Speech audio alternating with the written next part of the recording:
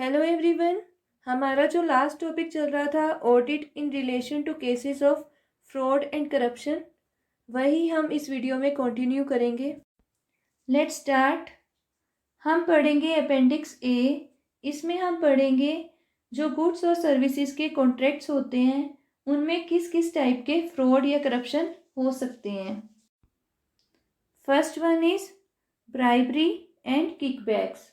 जब कोई public official किसी सप्लायर को बेनिफिट पहुंचाने के लिए कोई फेवर लेता है in the form of money या फिर अदर रिवॉर्ड, तो उसे हम बोलते हैं bribery and kickbacks. For example, acceptance of substandard goods और ऑब्टेनिंग अनऑथराइज्ड इंफॉर्मेशन। अगर कोई सप्लायर अनऑथराइज्ड इंफॉर्मेशन लेना चाहता है या फिर सबस्टैंडर्ड गुड्स सप्लाई करना चाहता है तो वो पब्लिक ऑफिशियल को फेवर प्रोवाइड कर देता है in the form of money या फिर अदर रिवॉर्ड, तो उसे कहते हैं ब्राइबरी एंड किकबैक्स।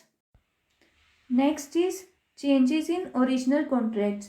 कई बार ओरिजिनल कॉन्ट्रैक्ट्स में चेंज किया जाता है ताकि कॉन्ट्रैक्टर या सप्लायर को एडिशनल फंड्स प्रोवाइड कर दिए जाएं, और जब ऐसा किया जाता है तो जिन बेसिस पे वो कॉन्ट्रैक्ट अवॉर्ड किया जाता है उन्हें भी चेंज होना पड़ता है। जैसे कि फ्रंट लोडिंग कर दी जाती है, यानी कि ओरिजिनल कॉन्ट्रैक्ट में जो प्राइसेस होते हैं उनको इंक्रीज कर दिया जाता है थ्रू चेंज ऑर्डर्स या फिर मॉडिफिकेशंस करके कॉन्ट्रैक्ट में, तो इसे बोलते हैं changes in original contracts. Next type is duplicate payments. अगर कोई कॉन्ट्रैक्टर या सप्लायर सेम वर्क के लिए या सिर्फ सेम सर्विस के लिए दोबारा से पेमेंट रिसीव कर ले अंडर सेम कॉन्ट्रैक्ट या फिर डिफरेंट कॉन्ट्रैक्ट, तो उसे बोलते हैं हम डुप्लीकेट पेमेंट्स। ऐसा हो जाता है, कई बार कॉन्ट्रैक्टर सेम वर्क के लिए 2 बार पेमेंट रिसीव कर लेता है, या तो सेम कॉन्ट्रैक्ट में या फिर डिफरेंट कॉन्ट्रैक्ट्स में, तो ऐसी पेमेंट्स को हम बोलते हैं duplicate payments.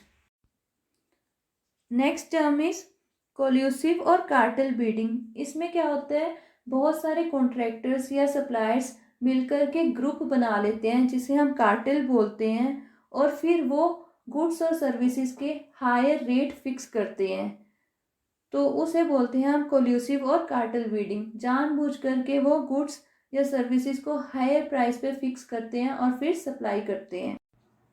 Next term is conflict of interest. Contracts are awarded on the basis of vested interest of the decision makers. जो डिसीजन मेकर्स होते हैं वो कॉन्ट्रैक्ट्स को इस तरीके से अवॉर्ड करते हैं ताकि उन्हें भी फ़ायदा मिल सके। Next term is defective pricing. इसमें जो कॉन्ट्रैक्टर है या सप्लायर है वो जो इनवॉइस अपना सबमिट करता है वो इन्फ्लेटेड रेट पे सबमिट करता है, यानी कि इनवॉइस में जो रेट लगाए जाते हैं वो हायर रेट्स लगाए जाते हैं। तो जब कॉन्ट्रैक्टर या सप्लायर इन्फ्लेटेड इनवॉइसेस सबमिट करता है तो उसका मतलब है डिफेक्टिव प्राइसिंग हुई है। Next type is false invoices. अगर कॉन्ट्रैक्टर या सप्लायर ऐसे गुड्स का इनवॉइस सबमिट करे जो उसने डिलीवर किए ही ना हो तो उसे हम फॉल्स इनवॉइस कहेंगे, या फिर ऐसा इनवॉइस सबमिट करे जिसमें उसने गुड्स की क्वांटिटी गलत शो की हो या फिर जो गुड्स की क्वालिटी स्पेसिफाई की हो वो एज पर कॉन्ट्रैक्ट स्पेसिफिकेशंस ना हो, तो उसे हम फॉल्स इनवॉइस कहेंगे। Next type is false representations.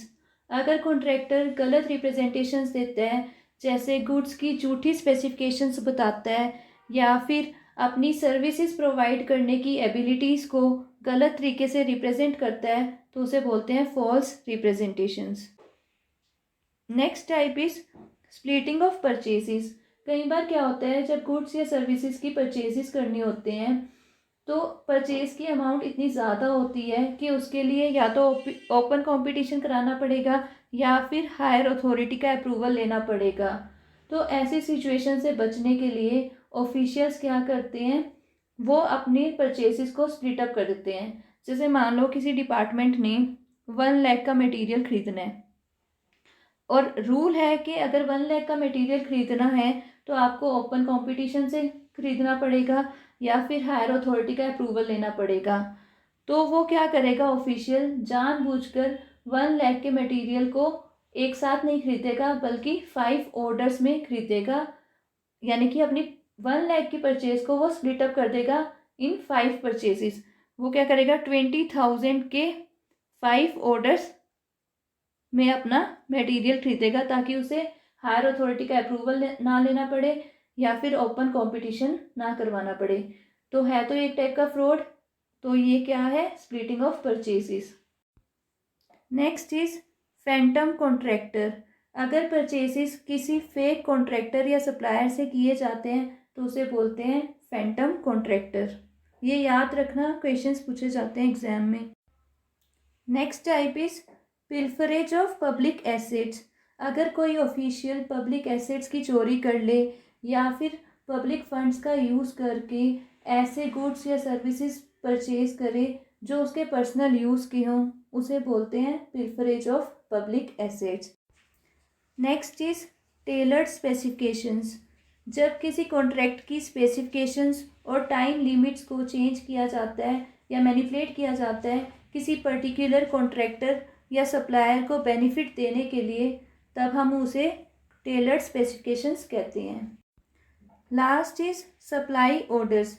Supply order में क्या फ्रॉड हो सकता है, अगर ऐसे गुड्स का सप्लाई ऑर्डर बना दिया जाए जिनकी रिक्वायरमेंट ही नहीं है, या फिर जितनी एक्चुअल रिक्वायरमेंट है उससे ज़्यादा का सप्लाई ऑर्डर बना दिया जाए, तो वो एक टाइप का फ्रॉड है। आज के लिए इतना ही था, बाकी हम नेक्स्ट वीडियोज़ में कवर करेंगे।